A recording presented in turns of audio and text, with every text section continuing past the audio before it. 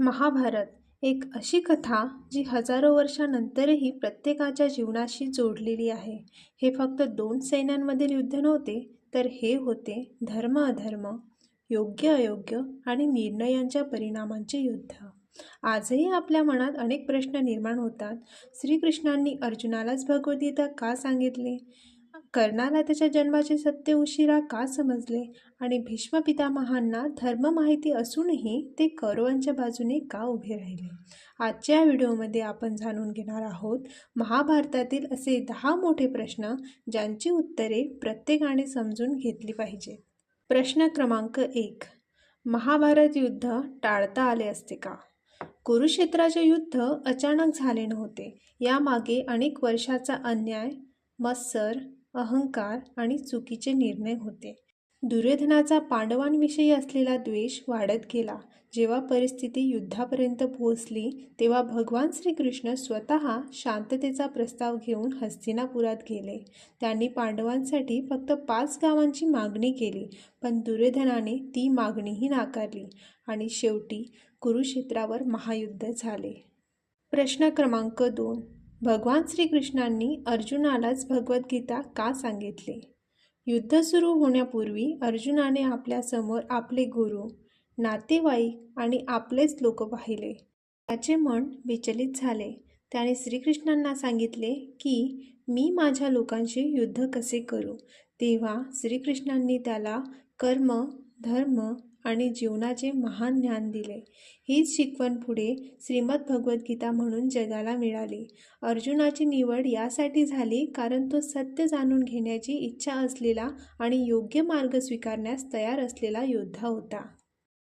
प्रश्न क्रमांक 3. कर्णाला त्याच्या जन्माचे सत्य आधी का सांगितले गेले नाही? कर्ण हा कुंतीचा पहिला पुत्र होता, पण परिस्थितीमुळे त्याला जन्मापासूनच वेगळे आयुष्य जगावे लागले. तो राधा आणि अधिरथ यांच्या घरी वाढला. नंतर जेव्हा त्याला कळले की तो पांडवांचा मोठा भाऊ आहे तेव्हा खूप उशीर झाला होता. दुर्योधनाने त्याला सन्मान दिला आणि त्या मैत्रीमुळे कर्णाने पांडवांकडे जाण्यास नकार दिला. प्रश्न क्रमांक 4. भीष्म पितामहांनी कौरवांची साथ का दिली? भीष्म हे महाभारतातील सर्वात महान योद्ध्यांपैकी एक होते. त्यांना धर्म आणि अधर्म यांची पूर्ण जाणीव होती, पण त्यांनी हस्तिनापुराच्या सिंहासनाचे रक्षण करण्याची प्रतिज्ञा घेतली होती. त्यामुळे ते कौरवांच्या बाजूने उभे राहिले. त्यांच्या जीवनातून कर्तव्य आणि प्रतिज्ञेचे महत्त्व दिसते, पण अन्यायाविरुद्ध उभे राहण्याचा प्रश्नही निर्माण होतो. प्रश्न क्रमांक 5. द्रौपदीचे 5 पती का होते? द्रौपदीचा विवाह 5ही पांडवांशी होण्यामागे अनेक कारणे सांगितली जातात. कुंतीचा आदेश, परिस्थिती आणि पूर्वजन्माशी संबंधित कथा यांचा उल्लेख महाभारतात आढळतो. द्रौपदीने 5ही पांडवांच्या आयुष्यात महत्त्वाची भूमिका बजावली. प्रश्न क्रमांक 6. अभिमन्यूला चक्रव्यूहातून बाहेर पडण्याचा मार्ग का माहिती नव्हता? अभिमन्यू हा अर्जुनाचा पुत्र होता. त्याला चक्रव्यूहात प्रवेश करण्याचे ज्ञान होते, पण त्यातून बाहेर पडण्याची संपूर्ण माहिती त्याला मिळाली नव्हती. तरीही त्याने मोठ्या धैर्याने युद्ध केले. त्याचा पराक्रम आजही वीरतेचे उदाहरण मानला जातो. प्रश्न क्रमांक 7. श्रीकृष्णांनी कर्णाला पांडवांकडे येण्यास का सांगितले? युद्धापूर्वी श्रीकृष्णांनी कर्णाला त्याच्या जन्माचे रहस्य सांगितले. त्यांनी त्याला पांडवांकडे येण्याची संधी दिली. कर्णाला मोठे स्थान मिळू शकले असते, पण त्याने दुर्योधनाची साथ सोडली नाही, कारण त्याला मैत्रीचे ऋण महत्त्वाचे वाटत होते. प्रश्न क्रमांक 8. युधिष्ठिरांना धर्मराज का म्हटले जाते, तरी त्यांच्याकडून चुका का झाल्या? युधिष्ठिर सत्य आणि न्यायासाठी प्रसिद्ध होते, पण तेही एक माणूस. द्यूत खेळण्याचा निर्णय त्यांची मोठी चूक ठरली. या एका निर्णयामुळे पांडवांना वनवास भोगावा लागला आणि अनेक संकटांना सामोरे जावे लागले. प्रश्न क्रमांक 9. अश्वत्थामाला शाप का मिळाला? अश्वत्थामा हा द्रोणाचार्यांचा पुत्र होता. पित्याच्या मृत्यूचा बदला घेण्यासाठी त्याने क्रोधातून चुकीचे कृत्य केले. या कृत्यामुळे श्रीकृष्णांनी त्याला दीर्घकाळ दुःख भोगण्याचा शाप दिला. प्रश्न क्रमांक 10. महाभारत युद्धानंतर पांडवांचे काय झाले? युद्धानंतर युधिष्ठिर हस्तिनापूरचे राजा झाले.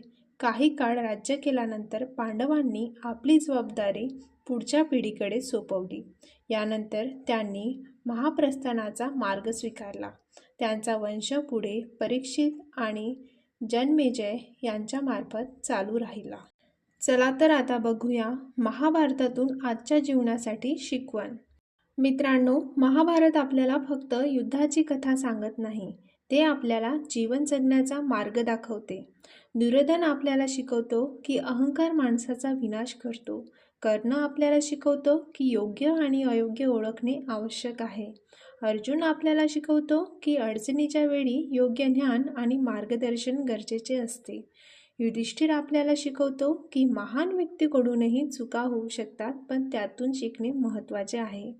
अश्वत्थामा आपल्याला शिकवतो की क्रोध आणि सुडाचा परिणाम नेहमी विनाशकारी असतो.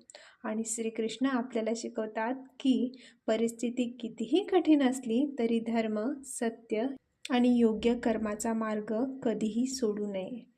महाभारताचे खरे युद्ध कुरुक्षेत्रावर झाले, पण आजही प्रत्येक माणसाच्या मनात अहंकार, क्रोध, मोह आणि सत्य यांच्यात संघर्ष सुरू असतो. म्हणूनच महाभारत आजही आपल्यासाठी तितकेच महत्त्वाचे आहे. तुम्हाला महाभारतातील कोणता प्रश्न सर्वात महत्त्वाचा वाटला ते कमेंटमध्ये नक्की सांगा.